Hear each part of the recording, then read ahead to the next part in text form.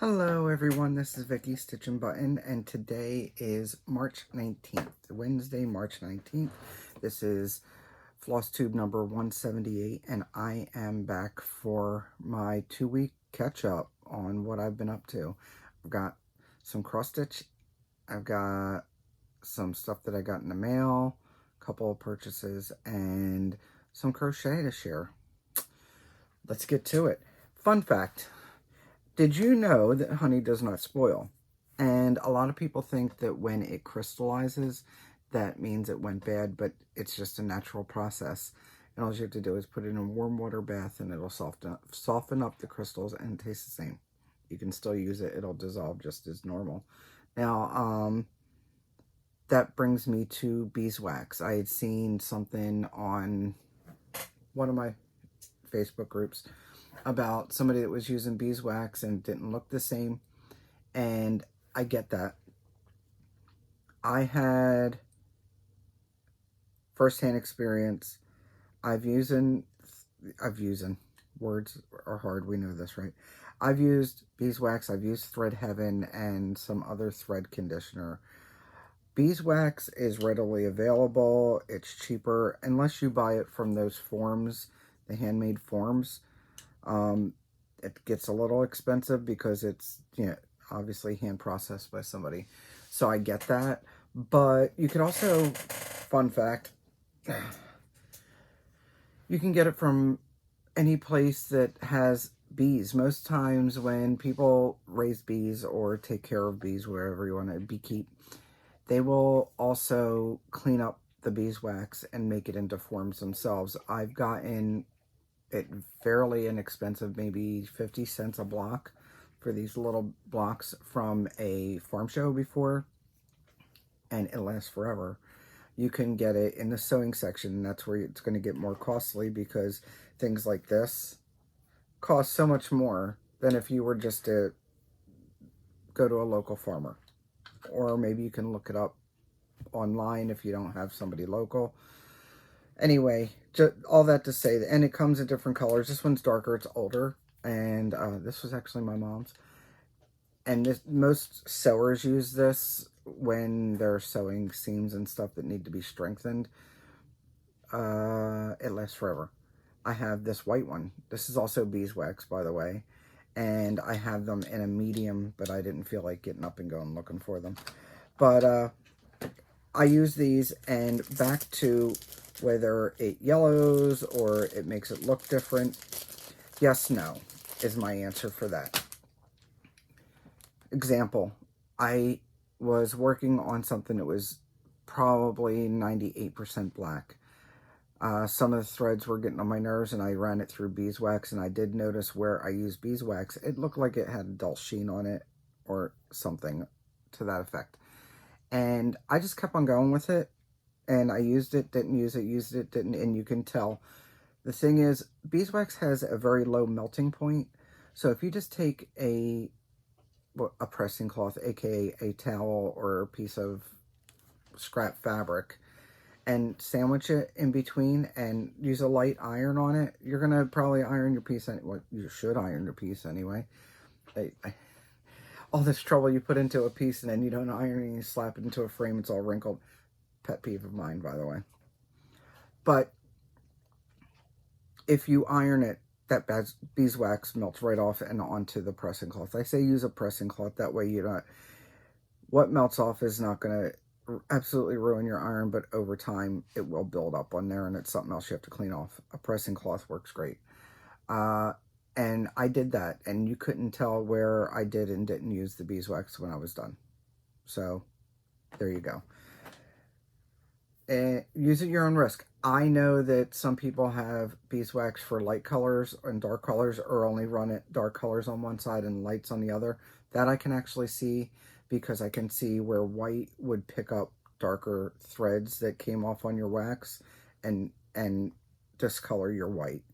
So that's something else to think about.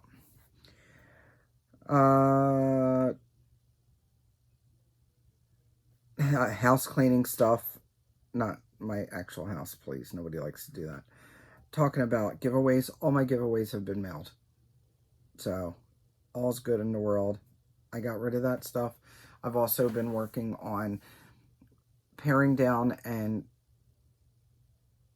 packing up more efficiently and smaller. That meaning a lot of my beads that I use for all my beading of my fobs and my scissor pulls and zipper pulls and needle threaders, pullers and threaders and the whole 9 yards. I have a ton of beads and I've accumulated it over years, and you get yet another one of those erase boxes or floss boxes, and you start filling, and then that fills up and you get another one. All that said, I went and sort of sized down because I realized the sections are too big. They're too tall, they're too big for the amount of beads that I'm putting in it, so it's wasted space. And I was able to get a whole bunch of smaller ones tried some from Amazon and some from Temu, and both of them work fine. And I was able to make everything so much smaller. I got rid of, I emptied out over 15 of those boxes, plus the slightly larger ones. I have some that I've kept, but I just gave some to a school teacher, and then I have about 10 or so left over that I think I'm just going to drop off to the thrift store. And I'd offer to mail them to somebody, but by the time I packed up even the 10 that are sitting ready to go and mailed them, it'd be cheaper for you to just probably go buy them. So that. What else? I have 2 FFOs, I have stitching, I have crochet, and I have plans. So let's get on with it. FFOs, that is for my... where's my clipboard? That is for... I don't think I've shown this for a while. I put everything on the clipboard, it's just so much easier. For my Whipgo. So, the way I did my Whipgo board, I picked 25, actually I think I picked more than 25 people and did random picker on the names. And as the names came up, I went 1 through 25 across the board. I didn't scramble my numbers. And each column, bees, anybody in the bees gets to choose a full coverage. Anybody in the eyes gets to choose a lady, fancy lady, one of those. In the ends, that's fandom.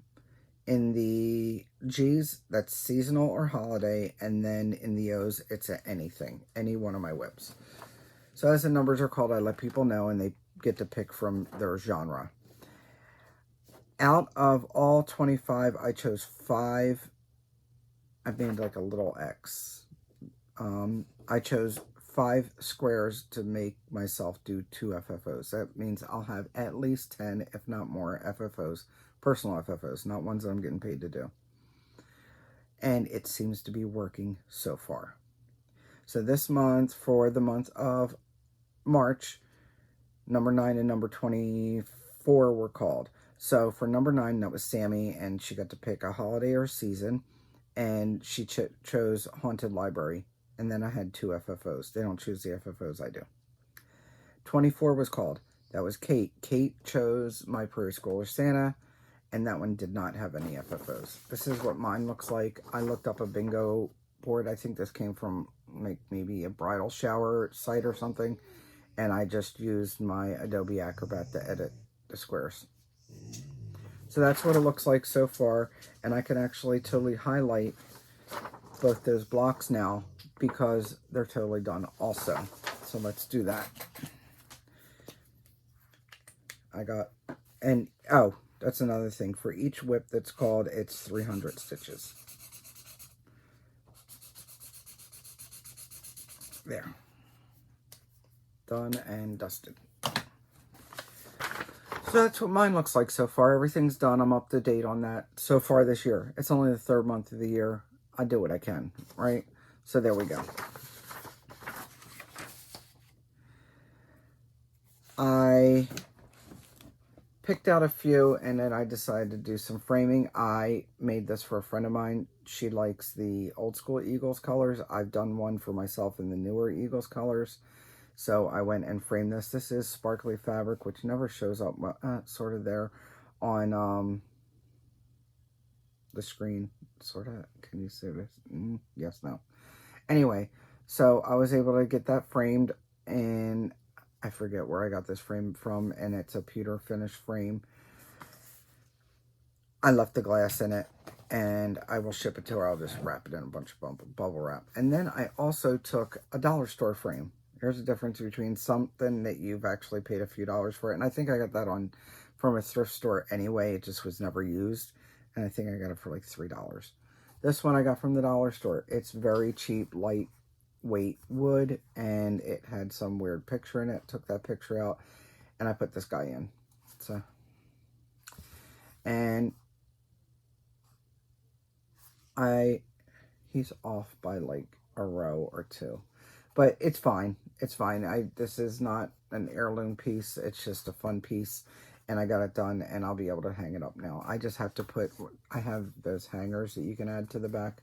That's what I need to do for that one, and then he'll be hung up. That's no glass. So it's 2 FFOs. I have some other ones that I've already picked out, so we'll see what happens if I have time to do them in between or get inspired. For stitching, first one I have here is Henna Mandala. I stitched this one according to Whipgo, and it was for, I lie. Oh yeah, I did. No, I don't lie. Haha, not this time. It was for less than 10 colors. Well, this is monochromatic, and this is what it looks like. My friend Gina and I are doing it for our BFF sale. We are both using PRO67 because it looks like natural henna colors. And I didn't bring my board down, so we are going to wing it like this. I was able to get in 293 stitches. Or was it? No, 393 stitches. So I'm past the halfway point. That's the halfway point. I'm past there. I was able to fill in all of this over here. I'm happy with that. I need to do more because Gina just finished hers. The fabric is 32 count Georgia Peach Cobbler from Dixie Sampler Fabrics. I don't think she makes fabrics anymore.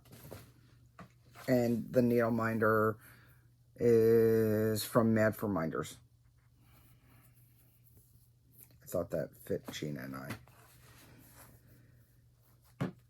So if I have time, I have plans to bring this back out. I'm going to try to get this finished sooner rather than later. Okay? So that goes in my, going to work on it some more. Oh, I got thread here.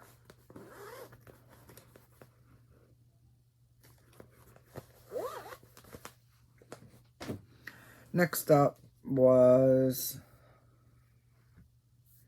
large. I'm still trying to get something in on my full coverage. So I pulled out Let Us Gather for the large. And that is from Shiny Sun's Cross Stitch. That is the website there, shinysuncrossstitching.com. And she has a ton of great patterns on there. If for some reason something isn't showing up as a PDF because you'd rather download it, just contact her, email her, and she will make it into a PDF. She has so many, it's kind of hard to pick and choose which ones to do. So she will do it on demand. I picked this one because I've been looking for a wintry Christmas one that I really liked, and this was as close as I got. It's not even Santa, it's a wizard. I'm okay with that, though, because I'm loving this piece. I am stitching mine on 25 count easy count, 2 over 1/10 stitch, and I started in the top corner, and that's as far as I got. I ended up doing 601 10th stitches, which equaled 300 full stitches, and I still have him available on my Facebook page if you're interested. I'm happy with that. It filled in a lot. The page break is somewhere around here, and I don't know where the bottom is. So I just wanted to fill in what was there, and then I took blocks of color for a little bit and filled in. But it looks pretty good. I'm not mad about it.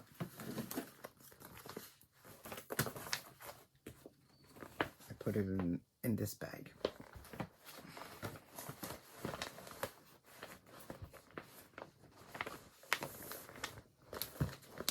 I think I still have this fabric available to make bags with. So I'm happy with my progress on that. Of course, you always want more, but it is what it is. I have prompts to do. This was Haunted Library. It's by Lola Crow. You can get it on her Etsy page. It's the full pattern is now available. It was released in portions as a sale. And I am stitching mine on 32 count Shrekie's Tan from Needle Bling Designs. This was my other Whipgo call. And I had just finished stitching on it, and I'm not mad that I got some more done because it needs to be done. And I stayed over on this side, and I put 375 stitches in. I did the books and some banister, I think, and filled in some more of the flooring / stairs. This one's a newer needle minder available on my Facebook page. I am going to be putting in the smatterings of glow in the dark, and I showed you those threads that I got for it. So as I get there, I will add them in. I could have got there if I moved over to the librarian in the corner, but I was just staying where I was at. I was staying in my lane.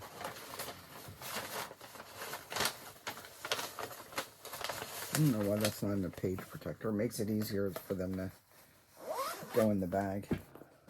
Okay. Next up, I haven't stitched in 2025. Not only had I not stitched on this in 2025, I don't know that I stitched in 2024 at all either, maybe once. And that's my grapes pillow. I started this, it says on 8/25/2019. It is in the February 2000 Just Cross Stitch magazine. It designed by Donna Vermillion Giampa. And I am just doing this on some 28 count white Monaco. And that's how far I've gotten so far. And I still have some Speedy Gonzalez available in my shop. I filled in a bunch of this right here. And then I also did some of the green over here. So I put in, I don't have the thing here. I know I put in over 300 stitches, I think. 322 stitches. And I was able to fill in the grape there and finish off that one. And then do a couple of, I had some like 3 stitches there, 4 stitches there, all throughout here. I filled in a lot of them and then did the green, which is just another leaf. And I really need to work on this more. It's got the blends in it, which I shouldn't be fazed by. It is what it is. What I do with blends when I use these project cards, by the way. So I fill in the numbers. And as I go along, if it has a blend, I put a line. And these 2 colors are a blend. These 2 colors are a blend. Now, if I have the full color, like if I use the color by itself, I will put it in the single, like if I'm trying to see if there's one here. Trying to get a good example. Okay, so these 2 colors are a blend. These are used by themselves elsewhere, so they're in their, like it's over here. So instead of moving a whole bunch over, I'll use a length of each. And I'll put it there so I can grab a piece of each. I hope that makes sense. That way I just put it in as a blend and I don't have to go searching for the threads all over the place. They're next to each other already. This is a paper chart. I guess I could have tried to scan it and or I have all the cross stitch magazines also, try to put it into Markup XP, but I just figured I'd keep it on paper. It's pretty easy to read. It's black and white and the symbols aren't too bad. And I made this special for that pattern, and I have cherry fabric, but I don't have a cherry chart, but I really like the cherry fabric. Okay, next up, Prairie Schooler Sandals. This was a Whipgo, and I need to get this guy done this year. I thought, wow, maybe I can get a good chunk done. Yeah, I have like at least 1,000 stitches left to do still. So, Prairie Schooler Sandals being stitched on Dirty You from Dames of the Needle. I had gotten a whole bunch from her. And I picked out my own colors because they use DMC, but I love Cupid. So I picked Cupid as the red. That was going to be the red, and now I have to pick a green. Well, I have a bunch of steamed broccoli, and I like the steamed broccoli with it. So basically what I'm doing is I'm keeping the same color palette, and as another color that hasn't been used before is introduced, I choose another color and I write it down so I know what I'm working with. What did I finish on him? I finished filling in his coat, and I forget how many stitches that gave me, but I think it was over 300. I don't know where the card is on it, because I have most of the cards in here. If I don't have the card, I have the working copy in there. All right, so I can't find the card right now. It doesn't matter. So I filled in his coat, though. And I try not to do stripey, so I sort of meander, and that's why the colors get the way it is. It almost looks like it's an outline of his legs, doesn't it? Put all the reds done in there, and then a little bit up in here. Oh, and I did the red on the candy cane. And I still have like 1,000 stitches. The boots alone are almost 200 stitches. He's dense. This bag is so heavy because it's got all those charts in there and all that fabric. All right. Also, oh my goodness, I need a sip of water. This is not water. Coffee will do. And we'll give Gunner a treat. There you go. All right. Put a bird on it. That's a Put a Bird on It Sal, EJ, and some people that, or a bunch, I should say, of people that did the Bake Me a Quaker sale decided to do another sale this year, and it's the Put a Bird on It from Modern Folk Embroidery. You can order, I think you can get a paper copy of this. You can get this from Modern Folk Embroidery's website, and it is a PDF download. And these are the colors that they had thrown on there, but it could be monochrome. It's shown as monochrome in the pattern, just so you know. And I decided to count the amount of motifs. I'm not doing the lettering. I will do the year. And since there's 21 motifs, I picked 21 colors from Vicki Clayton Silks, and each motif gets its own color. And that's why I keep on. That's how I'm keeping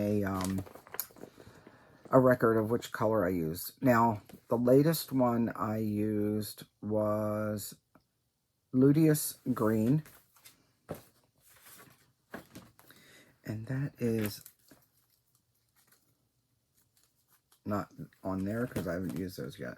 These are the ones I've used, and that is Luteous Green. Am I saying it right, guys? Luteous. Luteous. Luteous. Ludos. Let me know. Anyway, I use that. I am stitching this on 32 count vintage Luna from Lakeside Linens, and that is the green. I finished this one. That one was stitched with Magpie Tears, Luteous Green, and then I started this because I needed some more stitches for a prompt, and it is Lilac Mist, so that's this color, and that is going to be that, what they're calling Big Blue. That's going to be that one. So I am done for March. I did 1.5 motifs. I was happy with that progress, and I figure I'm going to do the big giant one next month. Or I'm going to try. Also, this Hummingbird is still available. And these are the colors I have left to stitch with. I've got just a few that are pretty multicolored. Otherwise, they're either a little mottled or not at all. I sort of laid them out all together. I went with the colors that I sort of knew I wanted. And then I have so many of the old Vicky Clayton silks that I just kept on laying them next to each other until I found something that sort of went all together, complemented each other. And I threw them on a ring, and as they come up on the ring is the next color that I'm going to use. It makes it easier. It's sort of a random picker of sorts. By the way, that was over 600 stitches, and I put down approximate because I know I lost count on some, but I did about 640 stitches on that total.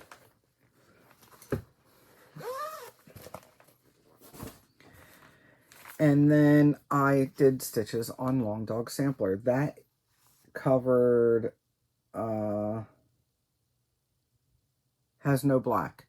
So I picked You Belong to Me because I'm still trying to get a good amount of stitching done on that. And I put in 315 stitches.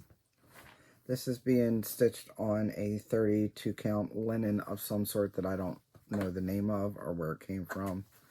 And this is what it looks like. Basically, I filled in this and down here. That's what I filled in. Oh, and I think I finished the bird. I don't know. Something around there. Now, this stays out because for the Monopoly that I'm playing, I have to do 500 stitches on it. So that needs to stay out and be worked on. Oh, the thread I'm using is Silks for You, PR168. And for the pyramids, I will be using this sulky thread. It's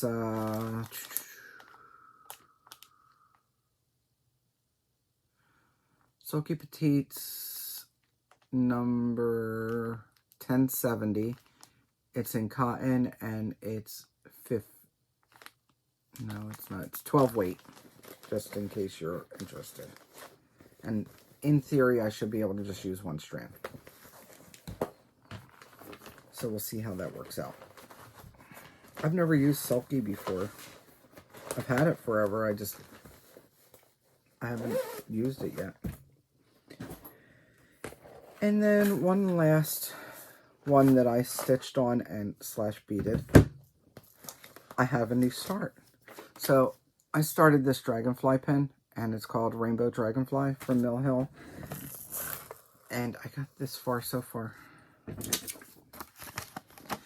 Because there aren't a lot of stitches at all on this, I decided that I was...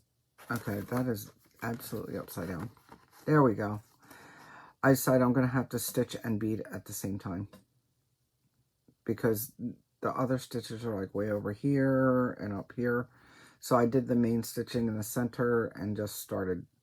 And I just started that last night. I got in... Oh God, how many did I get in? I don't have a Mill Hill start. I was like, I need one. I've been wanting one. 128 stitches / beads. Not bad. And I'll work on this some more. I need to do probably about 400 for another prompt. Alright. I do have plans to start one more by the end of the month. And that is this one. So I have a small and a large. This one's called Winter Woods. I know that's still available. The Dragonfly pin I don't think is available anymore. That was sent to me from Megan. Megan. I forget her. Oh my goodness. Total brain fart there. Megan May Stitches. Megan. Something. can't remember her Flosstube. Anyway, I don't know why. Anyway, she sent me the dragonfly ones because she had extras and she knows I like dragonflies. What else have I been up to? And what are my plans? I have been crocheting. I started a blanket. My son has a daughter and everybody gets a blankie. So I am making a baby size Afghan out of this Karen Simply Soft. Just note that this is old stock. Thank God it doesn't smell like old stock, but I'll wash it anyway. This is Off-White from Simply Soft Karen. Yarn Inspirations has taken over, so the Off-White is not the same color. And this is how far I've gotten so far on that. I'm going to make it slightly longer and then call it done. Maybe another 10 rows or something. So I'm not too far away from a finish on that one.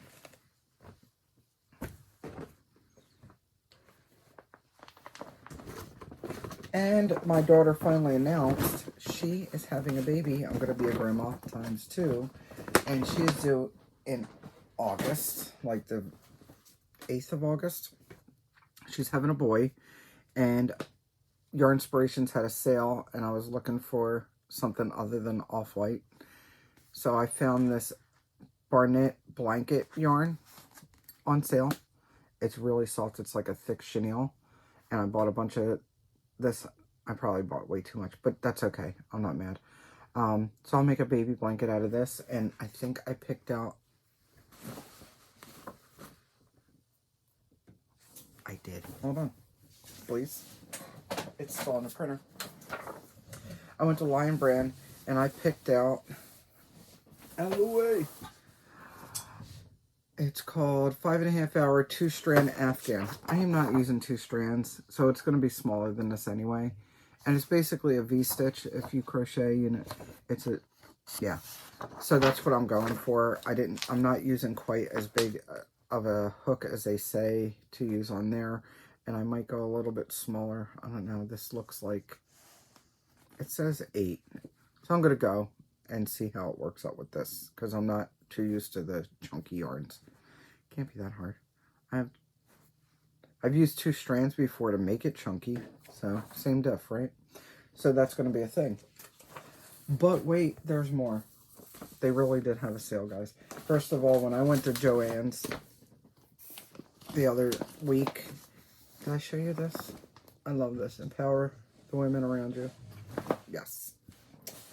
So I bought that bag. Anyway, it came in handy because they have this yarn. Now let me explain this yarn though. This is called the Granny Square. And they have different colorways, and I'm not taking out the plastic right now. But each one is going to do that. Each Granny Square, if you make it that size, will do exactly that. So you make a bunch of those, and then you put it together, and they tell you which colors you need. So basically, I needed black too, so I just ordered it as it asked for.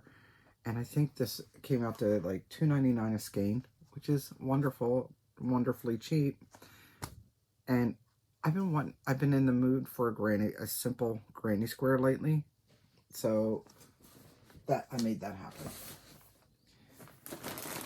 And I'll let you know that I really went there looking for this, thinking maybe I'll just go to Walmart, but they had such a great sale, I decided to get this. And then because shipping is free if you went at a certain amount, it just made sense. All right, so grandkids are covered.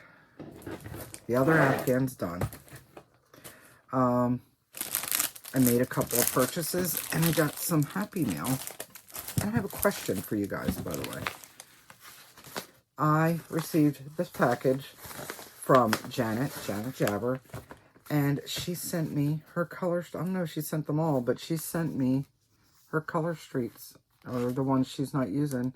2 Christmas ones, so those will go with the Christmas champagne. I've never done the French manicure. I wonder if I'm going to get on my own nerves. I have had this one before. I love this color. A long time no see. I've had that before. Blues are my color. And aquas. And Oslo and Steady. And this one. So I did my nails last night. This one is called, and I had the paper here. Where did it go? Oh, maybe I put it in here. Here it is. It is called Safari Chic. I don't know if this is a newer or an older stock. I don't know, because it still worked fine. So, but I don't keep track of what's what with them. But thank you, Janet. I already messaged you. Thank you. Did I show Janet's address? Oh, no. I'll have to look in the video later. See if I have to block that out. Or figure out how to block it out. Okay. I made one other purchase because, again, it was like a 40 or 50% off sale. And that was from Homestead Needleworks. And that's April Whitaker. I've known her for years now. She does woodworking. And I have tons of her stuff and I need to use it. Matter of fact, that's one of hers right there. But she had boards on sale that she's going to discontinue, so I swooped in to get some. One of them I've been looking at for a while anyway, and the other ones were because they were on sale, so I got this one, which is the Christmas tree. This one has a trim at the top. I'm not taking them out because I'm going to put them away and I don't want them to get messed up. But this one has a trim at the top, and I'm thinking I need to pull out my Boil and Bubble one that I did with Audrey, Stitchy 42. I wonder if I don't put, because I know it's small, it's going to be like this big, but if I mount that onto a cardstock or board that has something and then mount it on here, I wonder if that's where I want to go with that. I also have this one, which is like Vlad's Tombstone or something like that. It's got this little tombstone look on it, and I have one from Plum Street that I did that may fit on there. I don't know, we'll see. And then I have this one, which is also a tombstone, because I do a lot of Halloween, guys. There you go, there's the top. And it comes with a stand. It stands up in this stand, so that's why I got that one. And she always does great work. Check her out. She's on Etsy. I'll link her below. I'll have to write myself a note. Stitching May. That's who Megan's channel is. Oh my goodness. Oh, when the brain works all of a sudden. It's catching up. Okay, I'm just writing down to put in April stuff.